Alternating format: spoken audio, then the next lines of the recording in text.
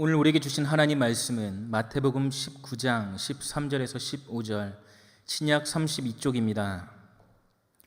그때 사람들이 예수께서 안수하고 기도해 주심을 바라고 어린아이들을 데리고 오매 제자들이 꾸짖거늘 예수께서 이르시되 어린아이들을 용납하고 내게 오는 것을 금하지 말라. 천국이 이런 사람의 것이니라 하시고 그들에게 안수하시고 거기를 떠나시니라. 아멘. 5월 가정의 달을 맞이하여 교회에서는 행복한 가정 만들기 프로젝트를 오늘부터 진행을 합니다. 5월 달이 되었습니다. 2020년 여러분들이 새롭게 다짐하고 또한 생각을 하면서 힘차게 시작을 했을 텐데 어찌된 영문인지 힘찬 그런 모습보다는 움츠리게 되고 활기찬 모습보다 그러지 못한 모습을 2020년 초반에 우리가 가지고 있지 않았나 생각을 해보게 됩니다. 그러나 여러분 그걸 아시나요? 그러한 순간에도 하나님이 우리와 함께 하셨다라고 하는 것입니다. 오늘 이렇게 우리가 모여서 예배 드릴 수 있는 것 바로 하나님의 은혜인 줄로 믿습니다. 하나님께서 가정에게 큰 은혜를 주셨다. 하나님이 귀한 선물을 주셨다. 라고 이야기할 수 있는 것이 있다라고 한다면 여러분들은 무엇을 이야기할 수 있겠습니까? 바로 자녀가 아닐까 싶습니다. 남자와 여자가 만나서 가정을 이루고 그 가정 안에 귀한 열매를 맺게 되는데 그 열매는 바로 자녀 아닌가 생각이 됩니다. 부부에게 주어지는 특권이 아닐까라고 생각을 해보기도 합니다. 그렇다면 여러분들은 그 특권을 부부에게 주어지는 그러한 축복을 충분히 누리고 계십니까? 한번 생각해 보세요. 여러분들 자녀를 생각하면 긍정적인 이미지가 먼저 떠오르십니까? 아니면 아휴 하는 한숨이 먼저 생겨나십니까? 안타깝게도 믿는 크리스찬 그러한 부부들, 부모님들 대상으로 어떤 크리스천 설문조사가 그 리서치를 해보았더니 자녀를 생각을 했을 때 내 자녀가 걱정이 된다라고 이야기하는 비율이 10명 중에 7명이 되었다라고 합니다. 물론 그렇기 때문에 더 하나님께로 더 십자가 앞으로 나아갑니다라는 그런 대답도 있었다라고 합니다. 내 연약함을 자녀에 대한 그런 불안감을 느끼기 때문에 하나님께로 나아가는 것 얼마나 바른 모습이고 얼마나 믿음의 본이 되는 모습입니까? 그런데요, 더 안타까운 것은 그렇게 대답하는 사람은 소수에 지나지 않았다라고 하는 거예요. 화면 한번 띄워주시겠습니까?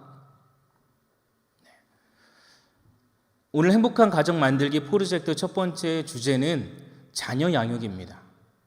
자녀 양육에 대한 주제를 다 같이 읽어보겠습니다. 시작. 복음에 심긴 내 아이. 믿음을 가지고 있다면, 크리스천 자녀라면, 그 자녀를 가지고 있는 부모라면 누구나 소망하고 있는 것이 무엇이냐? 내 자녀가 복음 안에, 하나님 안에, 믿음 안에 온전히 자라나고 성장하기를 바랄 것입니다. 그런데요, 제가 이 프로젝트, 이 세미나를 준비하면서 보니까 정말로 그렇다면은 그러한 노력을 위해서 우리는 무엇을 하고 있는가 의문이 되지 않을 수가 없었습니다. 질문을 해봤습니다. 교회 안에서 부모에게 가장 어려운 것이 무엇입니까? 라고 질문을 했어요. 부모입니다. 대상. 여러분들은 무엇이라고 대답을 하시겠습니까? 내가 부모인데 부모로서 가장 어려운 것이 무엇인가?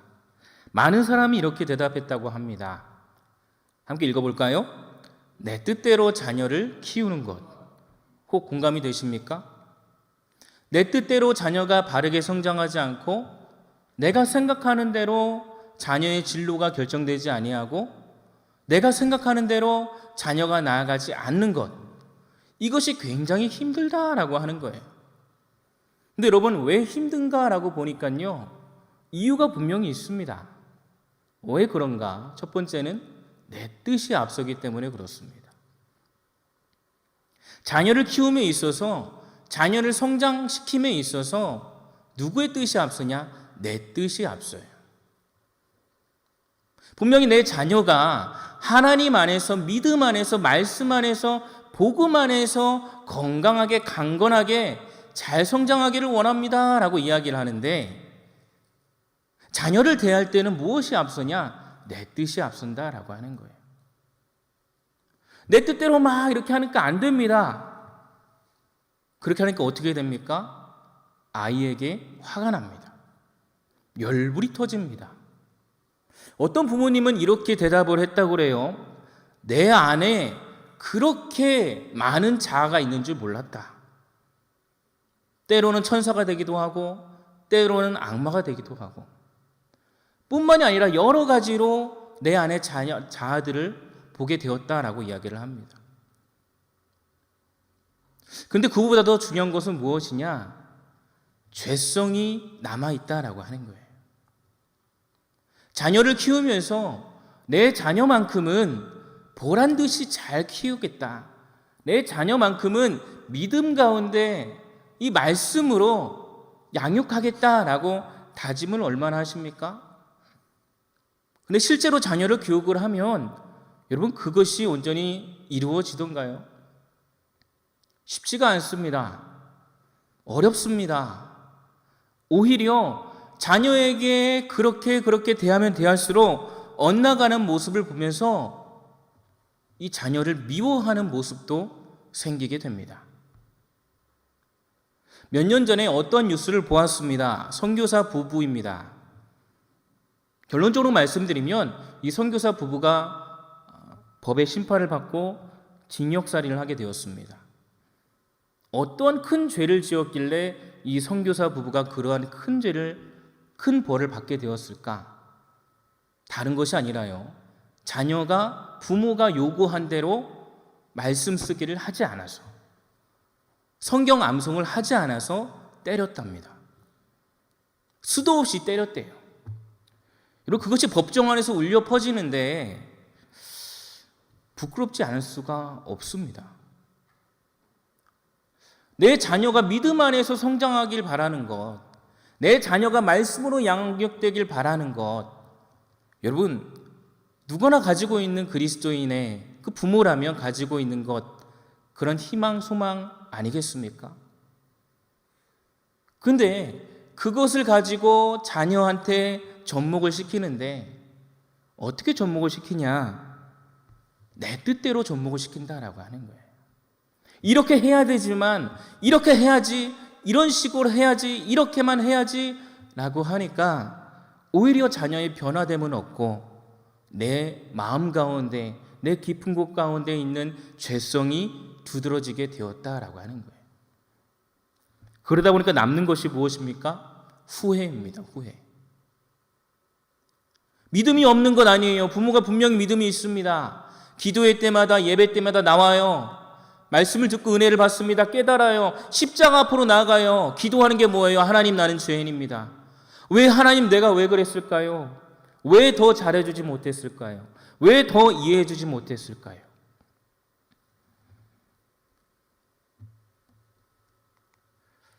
나는 왜 그럴까? 왜 그렇게 하지 못할까?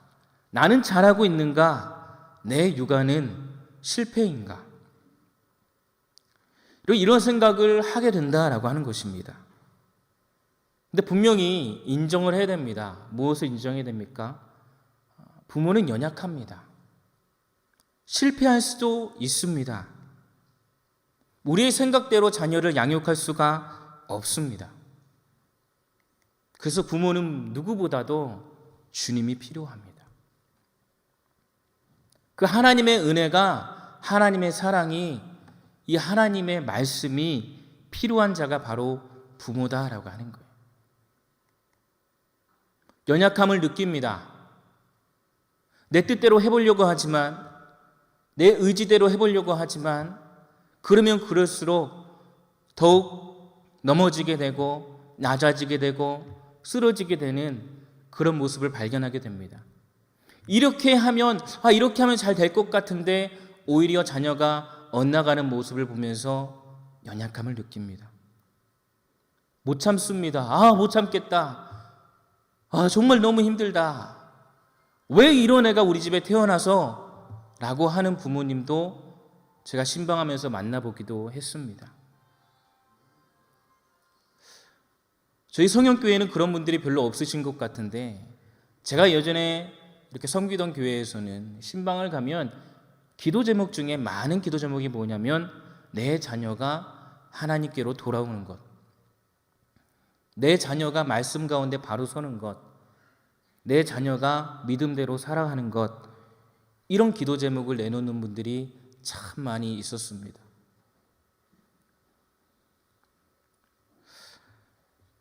그리고 실제로 기도를 하십니다. 날마다 나오셔서 기도하시고 또 엎드리시고 하나님께 구하고 나아갑니다. 그렇게 다짐을 하고 다시금 자녀를 만날 때 또다시 무너지는 모습을 보면서 고백을 하시는 것이 있었습니다. 그게 무엇이냐? 더욱 주님이 필요하다라고 하는 거예요. 근데 안타깝게도요, 내가 정말 주님이 필요하구나, 나의 연약함은, 나의 부족함은, 내가 이렇게 안 되는 것은, 내 자녀가 자꾸 엇나가는 것은 내 뜻이 아니라 하나님의 뜻을 나타내야 되기 때문이구나 라고 생각하는 분들이 그렇게 많지 않다라고 하는 거예요. 물론 교회 안에서 말씀을 통해, 예배를 통해, 성경 공부를 통해 분명히 지식을 얻습니다. 근데 안타까운 것은 무엇이냐? 알고 있는 것에 만족하다라고 하는 거예요. 맞아요. 내 자녀의 미래는 주님께 달려 있어요. 주님이 소망이시죠. 주님께서 길을 내어주시고 주님이 내 자녀의 앞길을 환히 밝혀주세요. 그런데요, 이 지식의 충만함으로 변화를 일으키지 못합니다. 많이 들었다고 해서, 많이 안다고 해서 그런 자가 하나님 앞에 바로 설 수 있는 것 아닙니다. 유대인들들 아시지요?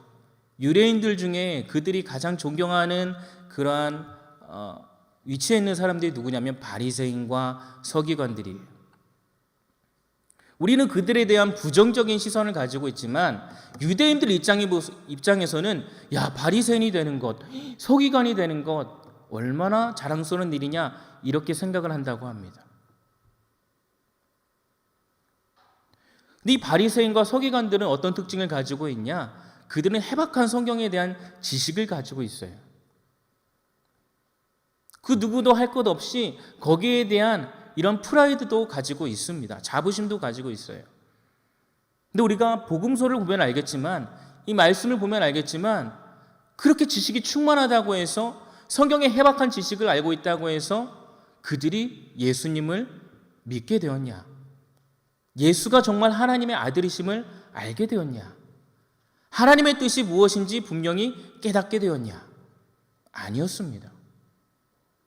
오히려 그들이 기다렸던, 그토록 매달리고 그토록 소망했던 메시아가 있음에도 불구하고 그분이 메시아인 줄도 알지 못하고 결국 그 메시아를 십자가에 매달리게 하는 결정적인 역할을 하게 된다라고 하는 거예요.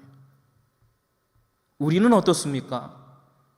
우리도 교회 안에서, 또 여러분 가정 안에서, 어떤 공동체 안에서 이 하나님의 말씀을 많이 듣게 됩니다. 요즘에는 인터넷, 유튜브 같은 여러 가지 그러한 매체, 영상 매체를 통해서도 많은 지식들, 이런 성경의 지혜들이 쏟아집니다. 그것을 듣게 되면 이렇게 해야 되겠다. 이렇게, 아멘, 아멘. 아마 그렇게 할 것입니다. 근데 그것만 알고 있어서 변화가 되는 것 아니에요. 중요한 것은 실제적인 삶의 적용이 필요합니다. 말씀을 듣고 깨달은 바가 있다면 말씀 가운데 하나님께서 어떻게 내 자녀를, 어떻게 우리 가정을 바른 길로 인도하신다라는 깨달음이 있다면 그것을 가지고 내 삶 가운데 실제적인 그런 적용, 그런 순종의 자세가 필요하다라고 하는 거예요. 많은 크리스찬들이 착각하고 있는 것이 있습니다. 무엇이냐? 그리스도인의 삶, 그리고 자녀 양육 다르다. 그리스도인의 삶, 자녀 양육 다르다. 이렇게 보면은 무슨 말인지 모를 수도 있어요. 그림을 한번 보겠습니다. 왼쪽에 있는 것은 여러분들이 보는 오른쪽에 있는 그러한 왼쪽에 있는 그림은 그리스도인의 삶입니다. 그리스도인의 삶의 특징은 무엇입니까? 하나님께 속한 삶이에요. 하나님이 주관하시고 하나님이 인도하시고 하나님께서 결론까지 맺으시는 삶이에요. 내 뜻대로 하는 것이 아니라 온전히 하나님께 맡겨드림으로 하나님께서 이끌어 가시는 삶이에요. 오른쪽 사진을 보시겠습니까? 자녀의 양육이라고 제가 제목을 붙여봤습니다. 이 그림을 자세히 보시면 손바닥 위에 사람이 있는 것을 보게 됩니다.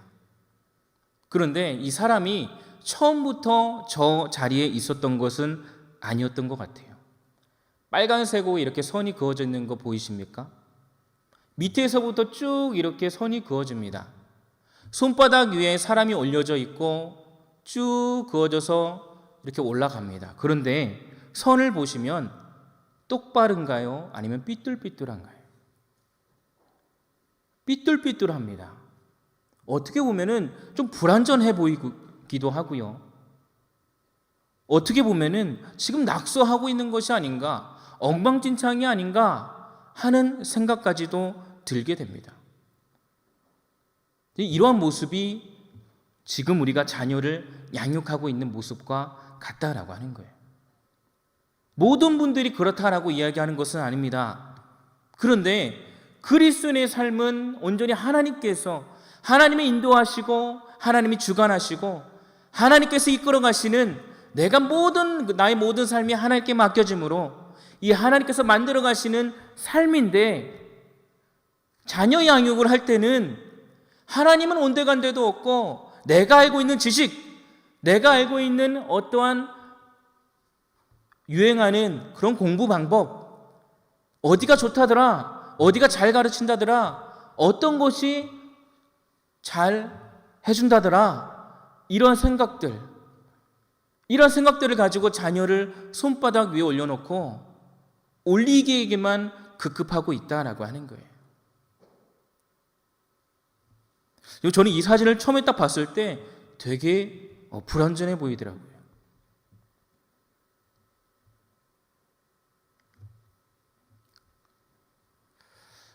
우리가 한번 생각을 해봐야 됩니다. 어떤 가치관, 어떤 기준을 우리는 자녀 양육 가운데 두고 있는가? 이런 이야기 혹시 들어보셨습니까? 낀 부모. 말 그대로 끼었다라고 하는 거예요. 부모가 끼었다. 지금 그림으로 봤을 때 부모가 어디에 끼어 있습니까? 세상의 가치관과 하나님 나라 가치관에 끼어 있다라고 하는 거예요. 세상의 가치관을 조금 더 구체적으로 얘기하면 율법이라고 얘기할 수가 있습니다. 어떠한 법, 제도, 규칙 얘기할 수 있겠습니다. 하나님 나라의 가치관은 바로 복음이에요. 복음. 세상의 가치관에는 어떠한 프레임이 정해져 있습니다. 여기에서 벗어나면 낙제자, 낙오자, 실패자라고 이렇게 낙인 찍히기도 합니다. 근데 하나님 나라의 가치관은 어떻습니까? 열려 있습니다. 복음은요, 예수님이 나를 위해서 십자가 못 박혀 죽으시고 3일 만에 부활하셨다. 왜 그랬는가? 나의 죄를 사하기 위해서. 왜 그것을 할 수 있었는가? 나를 사랑하기 때문에. 이런 이 복음은 어떠한 특별한 자에게만 주어진 것이 아니라 모든 자에게 열려 있는 거예요. 이 축복을 누리는, 이 은혜를 누릴 수 있는 자는 성경에 보니까 이를 믿고 시인하는 자, 이를 믿는 자가 이 축복을 누릴 수가 있다라고 하는 것입니다. 그런데 이 복음과 율법 사이에 지금 그리스도인의 많은 부모들이 끼어 있다라고 하는 거예요. 끼어 있다. 다른 말로 얘기하면 무엇일까요? 양다리를 걸치고 있다라고 하는 것입니다. 믿음은 가지고 있지만, 믿음 생활을 하지만 자녀에게 율법적으로 다가갑니다. 사실 율법은 하나님이 우리를 지키고 보호하고 사랑의 수단으로 만들어주신 제정하신 그런 법이었습니다. 약속의 언약이었습니다. 그런데 그것이 판단하고 정죄하는 그런 수단으로 변질이 되었다라고 하는 것입니다. 그것은 하나님의 뜻이 아닙니다. 그림을 한번 보시겠습니까? 그러면 이 그림이 어떤 그림처럼 보이십니까? 요한복음 8장에 나와 있는 간음한 여인에 대한 그림입니다. 이 여인은요, 분명히 죄를 지었습니다. 유대인의 율법에 의하면 이 여인의 죄는 돌로 쳐 죽임이 마땅합니다. 아까도 말씀드렸듯이 이 여인은 간음, 그러니까 이 간음의 죄를 가지고 있었습니다. 많은 사람들이 이 여인을 데리고 예수님 앞에 나와왔습니다. 당연히 율법대로 이 여인을 처벌하기를 원하죠. 그러나 예수님은 이 예수님의 말씀은 뜻밖이었습니다. 뭐라고 말씀합니까? 죄 없는 자가 먼저 돌로 쳐라. 그 말을 들었을 때 아무도 돌로 칠 수가 없었습니다. 아무도 그 여인을 해할 수가 없었습니다. 그리고 예수님은 이 여인에게 나도 너를 정죄하지 않겠다. 가서 다시는 죄를 짓지 말아라 라고 말씀합니다. 이런 율법대로 생각을 하면, 어떤 규칙이나 정해져 있는 이 프레임 안에 있는 것들을 생각을 하면 이 여인은 죽어 마땅합니다. 우리는 쉽게 생각을 합니다. 죄를 짓지 않는 것이 중요하다. 죄를 짓지 말아야 돼. 그리스도인들은 죄를 짓지 말아야 돼. 근데 여러분, 이러한 생각이 누군가를 정죄하게 되고 누군가를 핍박하게 되고 누군가를 깔아뭉개게 되는 이러한 너무나도 큰 죄를 낳고 있는 것 혹 아십니까?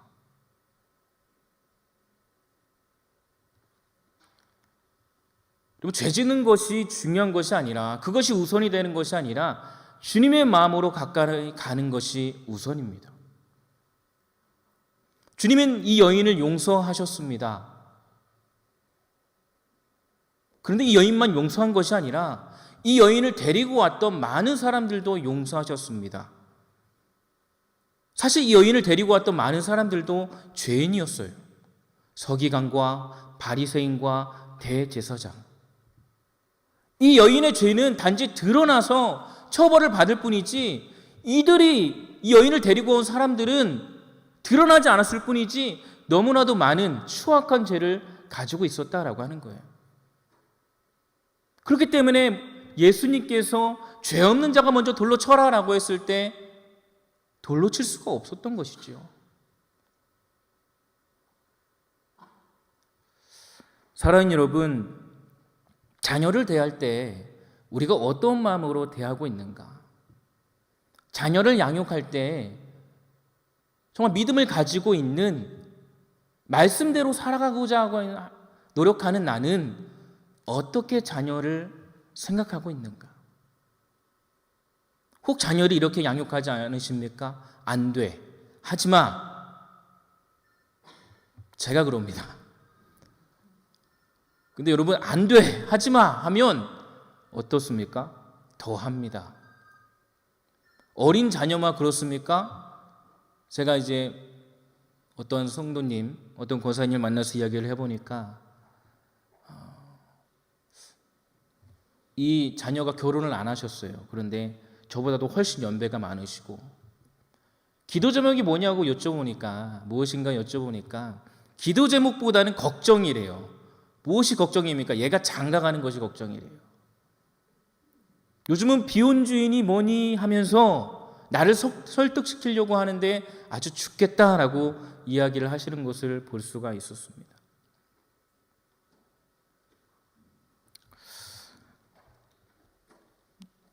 많은 분들이 자녀를 내 뜻대로 내 생각대로 키우려고 노력을 합니다. 그런데 결국 느끼게 되는 것은 뭐냐면 내 뜻대로 내 생각대로 자녀를 키울 수가 없겠다라고 하는 것입니다. 여러분 생각해 보겠습니다.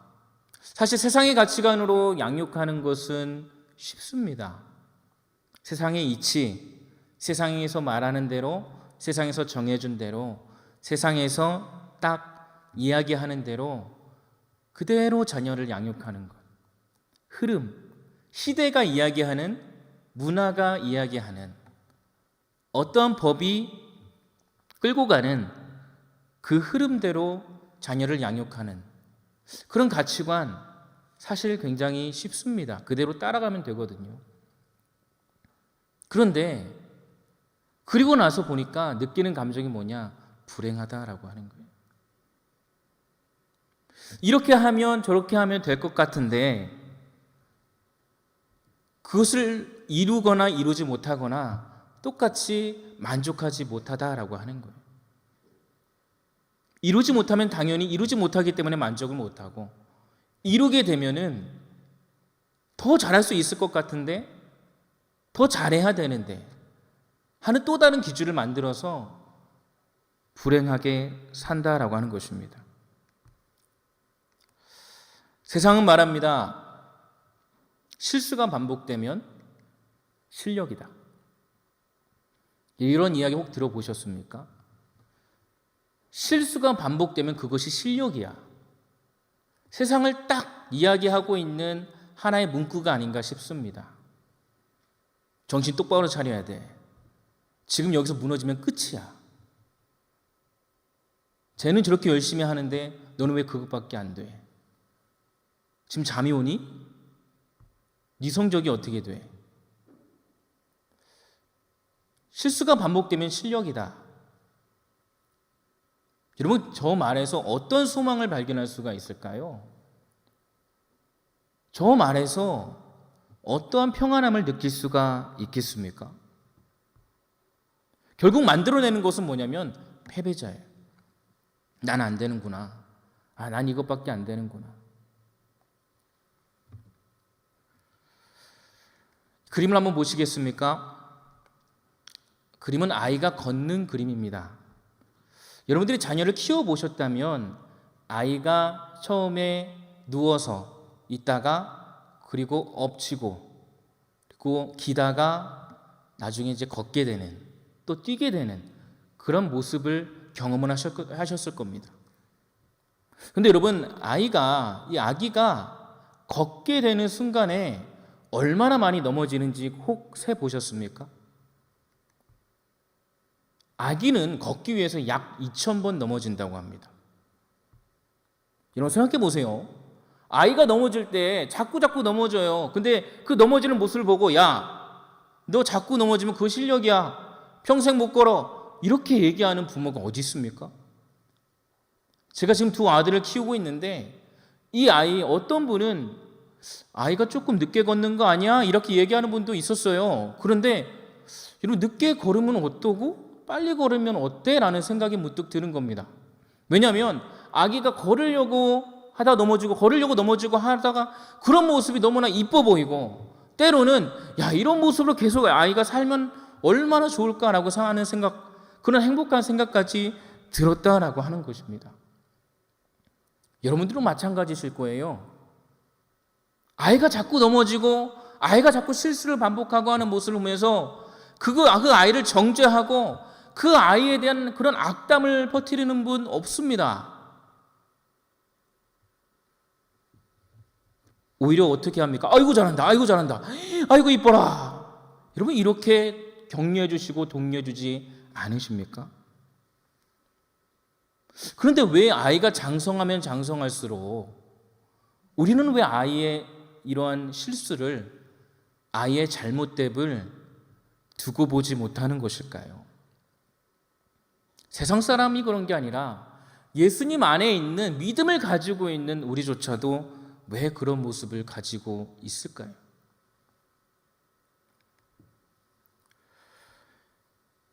여러분 주님은 우리에게 말씀하십니다. 혹시 들어보셨습니까? 괜찮아. 그럴 수 있어. 여러분, 저는 다른 말보다 이런 말이 굉장히 위로가 됩니다. 사람에게 듣는 말이 아니고요. 너무나도 힘들고 어려울 때, 또 내가 너무나도 나약해졌을 때, 십자가 앞으로 나가 가만히 묵상하면서 기도할 때 하나님이 조용히 위로해 주세요. 괜찮아. 그럴 수 있어. 여러분, 이런 말을 들을 때 평안이 옵니다. 평안이 와요.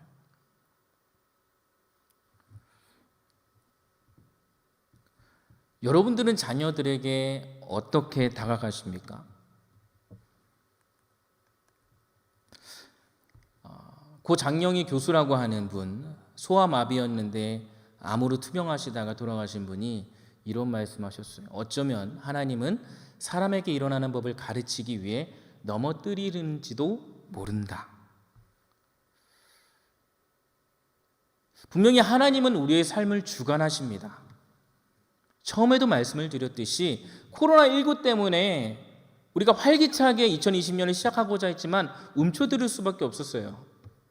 근데 그때에도 하나님이 함께 하심을 우리는 믿습니다. 내 자녀가 자꾸 넘어져요. 내 자녀가 실수를 해요. 내 자녀가 내 뜻대로 되지 않아요. 이런 그런 모습들이 걱정이고 염려고 하는. 근데 우리가 한 번쯤은 생각을 해봐야 돼요. 하나님은 내 자녀를 어떻게 보실까?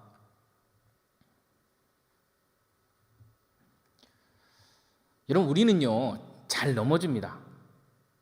어떻게 보면 내 자녀보다 내가 더 잘 넘어지고 잘 쓰러지고 부모님 말을 안 듣고 했지 내 자녀보다 덜 하지는 않았습니다. 왜 우리가 잘 넘어집니까? 왜 세상의 유혹에, 그런 세상의 가치관에 왜 갇히게 되고 거기에 무릎 꿇게 되나요? 우리는 죄인이기 때문에 그렇습니다. 우리가 나약하고 부족하고 연약한 이유, 우리가 죄인이기 때문에 그렇습니다. 여러분, 죄인이 의인이 되고 죄인이 온전케 될 수 있는 것 오직 십자가밖에 없는 줄로 믿습니다. 십자가예요. 분명히 여러분들이 이 말씀을 믿는다면 십자가 앞으로 나아가야 됩니다. 이 말씀을 한번 읽겠습니다. 로마서 5장 8절 말씀입니다. 우리가 아직 죄인 되었을 때에 그리스도께서 우리를 위하여 죽으심으로 하나님께서 우리에 대한 자기의 사랑을 확증하셨느니라. 아멘. 우리가 죄인이기 때문에 예수님께서 우리의 죄를 대신하여 십자가에 못 박혀 죽으셨습니다. 넘어지는 것은요, 연약한 것은요, 나약한 것은요, 자녀가 내 뜻대로 되지 않는 것은요, 불행이 아니에요. 오히려 그런 문제를 가지고 십자가 앞으로 나아갈 때 하나님께서 깨닫게 하는 은혜가 충만히 넘치는 줄로 믿습니다. 내가 연약하기 때문에 부족하기에 잘 넘어지기에 그렇기 때문에 주님이 필요한 것이지요. 내가 어떠한 그러한 어려움도 없다. 내가 우리 자녀를 정말 잘 양육할 자신이 있다. 이런 그러한 너무나도 자신 충만한 마음이 있다면 하나님을 필요로 할까요? 어떤 분이 이렇게 고백하는 것을 듣게 되었습니다. 저는 부모가 될 자격이 없는 것 같습니다. 하나님께 기도합니다. 하나님, 조금만 더 제가 성숙해졌을 때 우리 아이를 주시지요. 그러면서 날마다 기도한다고 말씀을 합니다. 근데 저는 그분의 말씀을 들으면서 하나 깨달은 것이 있어요. 사실 이분은 자녀 때문에 힘들어서 날마다 기도한다고 하는데 바꿔 말하면 자녀 덕분에 날마다 하나님께로 나가는 줄로 믿습니다. 자녀 덕분에 하나님께로 나가는 거예요. 자녀 덕분에 더 하나님과 함께하는 시간이 깊어지고 그 가운데 하나님을 붙잡게 되고 의지하게 되고 하는 모습이 있다라고 하는 것입니다.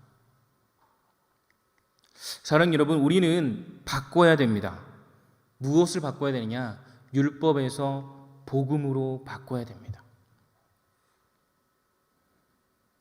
진정 자녀를 이롭게 하는 것, 자녀를 세우는 것은 어떠한 제도가 아니에요. 어떠한 법이 아니에요. 이 세상의 것들이 아닙니다.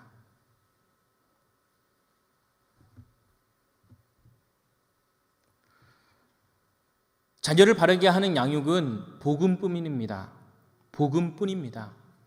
내가 디자인하는 것이 아니라 하나님이 디자인해 주시길 기대하시기 바랍니다. 에베소서 6장 4절 말씀입니다. 에베소서 6장 4절 말씀 함께 읽겠습니다. 또 아비들아 너희 자녀를 노엽게 하지 말고 오직 주의 교훈과 훈계로 양육하라. 아멘. 오늘 말씀에서 이렇게 말씀하지요. 오직 주의 교훈과 훈계로. 여러분, 오직 주의 교훈과 훈계로 어떻게 하라고요? 자녀를 양육해라 라고 하는 거예요. 이 말씀 굉장히 중요합니다. 여러분, 이러한 설문조사가 있다 그래요. 그리스도인의 가정 중에 고등학교 졸업 후 교회를 떠난 아이들의 비율은 약 70%다. 그런데 이 설문조사가 언제 이루어진 거냐? 2016년입니다. 여러분, 지금 2020년입니다. 4년이 흘렀습니다. 이 70%가 늘어났을까요? 줄어들었을까요? 최근에 조사한 바에 의하면 이 청소년 세대 복음화율이 몇 프로 정도 될 것 같습니까? 5%가 채 되지 않는다라고 합니다.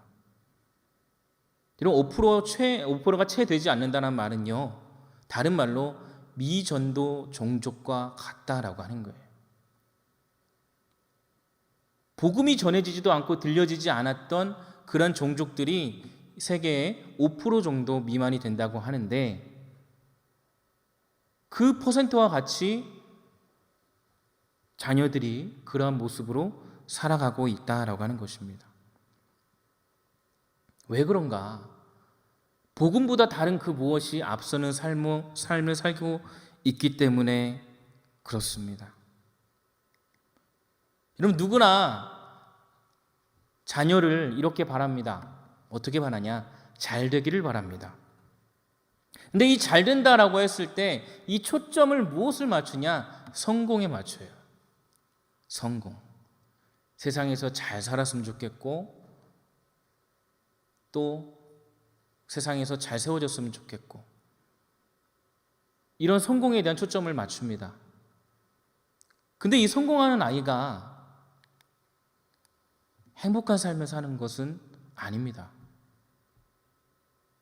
그런데 반대로 행복한 아이는 성공하는 삶을 살 수가 있습니다.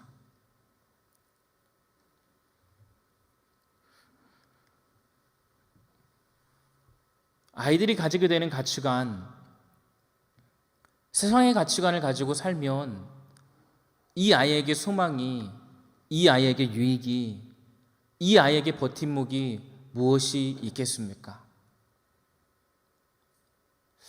부모님이 자녀들과의 갈등을 많이 겪습니다. 그것 가운데 어려움을 많이 당하게 되지요. 근데 세상의 부모들뿐만이 아니라 믿음의 그런 그리스도인, 그런 부모들조차도 자녀들과 갈등을 겪게 됩니다.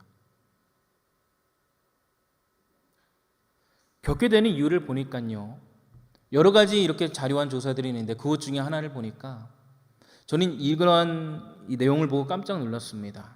여러분이 만약 여러분의 자녀가 학원과 과외 시간과 교회 예배 시간 또는 수련회 시간이 겹친다라고 한다면 여러분의 자녀는 어디로 보낼 것입니까? 근데 놀랍게도 학원 과외로 보내겠다라고 하는 사람이 절반이 넘었다라고 합니다. 내 자녀가 믿음으로, 내 자녀가 말씀으로, 내 자녀가 온전히 신앙 안에서 자라나기를 바라지만 실제로 적용되는 모습은 무엇이냐? 세상의 가치관이다라고 하는 거예요. 부모의 모습 가운데 그것이 있으니까 아이들이 고등학교를 졸업하자마자 자유다 느끼게 되고 그 자유 가운데 교회를 떠나간다라고 하는 것입니다. 로마서 7장 19절 말씀을 함께 읽겠습니다. 함께 읽습니다. 내가 원하는 바 선은 행하지 아니하고 도리어 원하지 아니하는 바 악을 행하는도다. 아멘. 하나님이 원하시는 것은 무엇이냐? 믿는 자들에게, 믿는 부모님들에게, 우리들에게 하나님 원하시는 것은 선을 행하는 거예요. 하나님의 뜻을 이루는 거예요. 빛을 발하는 겁니다. 그런데 세상에 살아가면서 우리가 이 선을 행하지 아니하고 도리어 악을 행한다라고 하는 겁니다. 하나님과 가까이 하는 모습이 아니라 세상과 가까워지는 모습을 통해서 점차 자녀가 이 복음 가운데, 말씀 가운데 심겨지는 것이 아니라 예수 안으로 자녀를 불러오는 것이 아니라 세상에 내버려 두게 된다라고 하는 것입니다. 사랑하는 여러분, 바라기는 예수 그리스도께서 행하신 일로 여러분들의 자녀를 세우시길 바랍니다. 예수님께서 행하신 일이 무엇입니까? 죄인을 위해서 십자가 못 박혀 죽으셨고 대신 죄를 사하여 주셨고 그로 말미암아 우리를 구원해 주셨습니다. 내 자녀가 이런 은혜를 누리고 있다라고 한다면 그 자체로 얼마나 존귀하고 얼마나 귀합니까? 미전도 종족 같은 그러한 청소년의 복음화율 가운데 교회를 떠나가는 아이들 가운데 내 자녀는 그리스도 안에 있다라고 한다면 얼마나 그것이 큰 축복이고 은혜가 아닐까요? 바라기는 저 여러분들이 이렇게 하기를 원합니다. 한번 같이 읽겠습니다. 시작. 정죄가 아니 인정하시기를 간절히 소망합니다. 율법이 필요한 것이 아니라 하나님의 은혜가 필요합니다. 내 뜻대로 되지 않지요. 내 마음대로 되지 않지요. 하나님의 말씀 듣고 아멘 하지요. 근데 잘 안 돼요. 솔직한 고백 아니십니까? 저도 말씀을 준비하는데 너무 부끄럽더라고요. 근데 저희 아이가 정말 말을 잘 들을 때 너무 이쁜데 그러지 않을 때는 저도 모르는 그런 욱하는 모습이 나올 때 얼마나 하나님께 회개를 하는지 모릅니다. 기도를 하는지 몰라요. 은혜가 필요합니다. 우리 연약함, 부족함을 안다면 하나님의 은혜를 구하시길 간절히 소망합니다. 여러분, 그것이 복음이 아니겠습니까? 진정 하나님 안에서 우리가 참된 자유를 누릴 수 있고 평안을 얻을 수 있고 온전히 그리스도 안에서 그런 즐거움을 느낄 수 있는 것, 어떤 조건이 주어져서 행복하고 즐거운 것이 아니라 예수님만으로 행복하고 즐거울 수 있는 것, 그것이 복음이 아닌가요?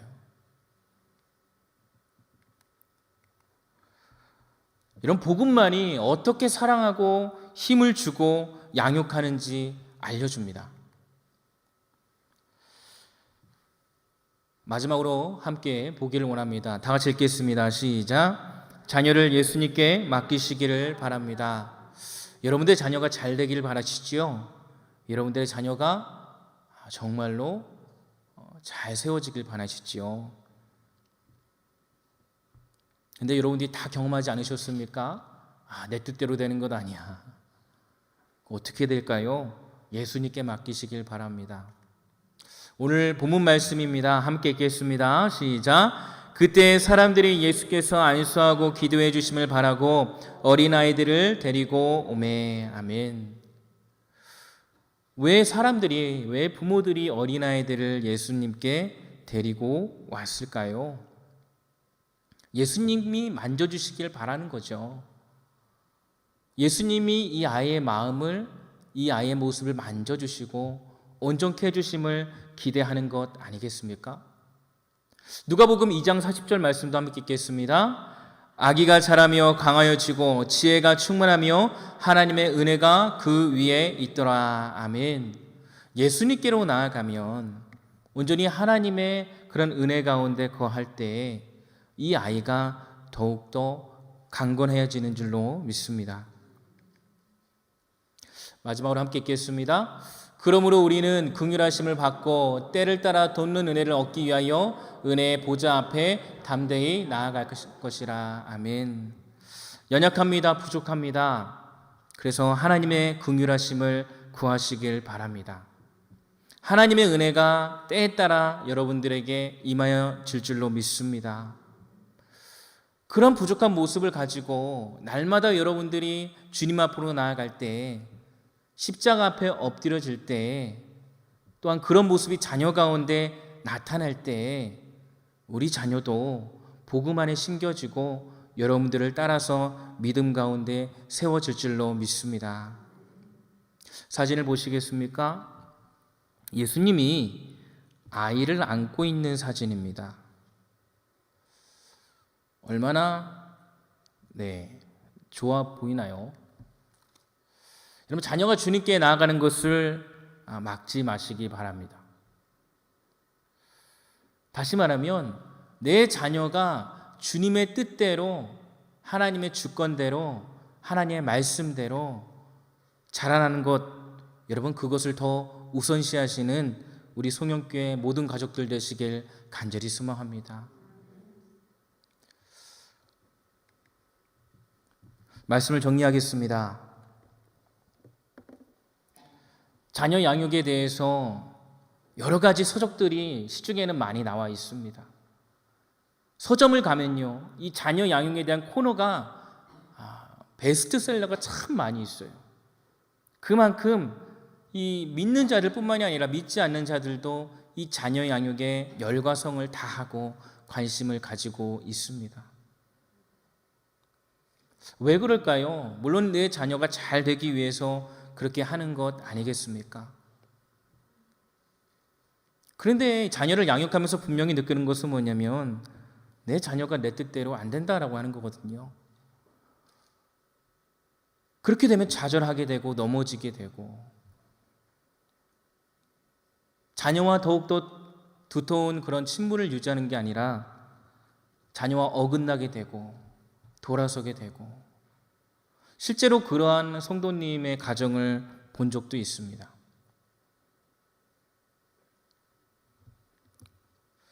또 그것 때문에 기도하며 주님 앞에 나아가는 우리 성도님도 있을 거라고 생각이 됩니다. 많이 힘드시지요? 어려우시지요? 내가 정말 잘하고 있는 것이 맞는가? 라고 생각이 될 때도 있으시지요?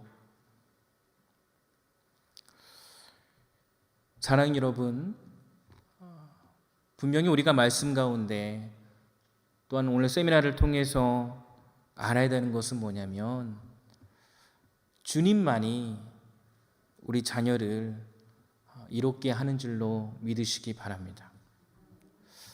내 뜻이 아니에요. 내 생각이 아니에요. 세상의 가치관이 아니에요. 세상처럼 이렇게 세우면 내 자녀가 될 것 같다.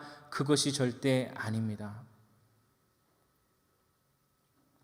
나를 만드시고 우리 가정을 계획하여 주시고 나에게 선물 주시는 그 시작은 누구냐? 바로 하나님이에요. 우리 가정 가운데 자녀를 주신 이유, 누구한테 있냐? 하나님께 있는 줄로 믿습니다.